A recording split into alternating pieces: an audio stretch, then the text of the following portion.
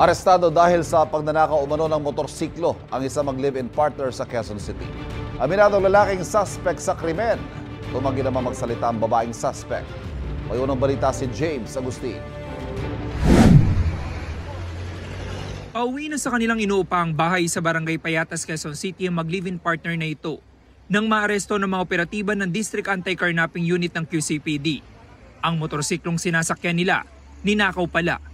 Ayon sa pulisya, nangyari ang pagnanakaw sa labas ng isang hotel sa Timog Avenue kung saan nagtatrabaho ang may-ari ng motorsiklo. Napansin niya yung motor niya na sinakyan na isang lalaki at na isang babae.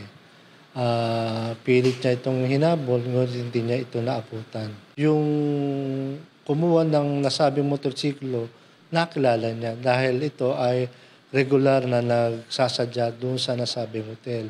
Nang i-report sa pulisya na pag-alaman na dati nang may record ang mga sospek, kaya mabilis silang natuntut. Ang lalaki ay may kaso sa droga, ganun din sa pagsusugal, at may kaso din na robbery snatching. Yung naman babae ay may kaso sa droga. Nabawi mula sa mga sospek ang ninakaw ng motorsiklo. Aminado ang 41 taong gulang na lalaking sospek sa nagawang krimen. Nagipit lang po ako. Ano gagawin niyo sa motorsiklo? Gagamitin ko po sana. Pambiyahe-biyahe po. Pero wala po akong plano ibenta. Pang ilang beses niyo na po? Ngayon lang po. Tumanggi naman magbigay ng pahayag ang 52 taong gulang na babaeng sospek. Sinampahan na sila ng reklamong paglabag sa new anti-carnapping law. Ito ang unang balita.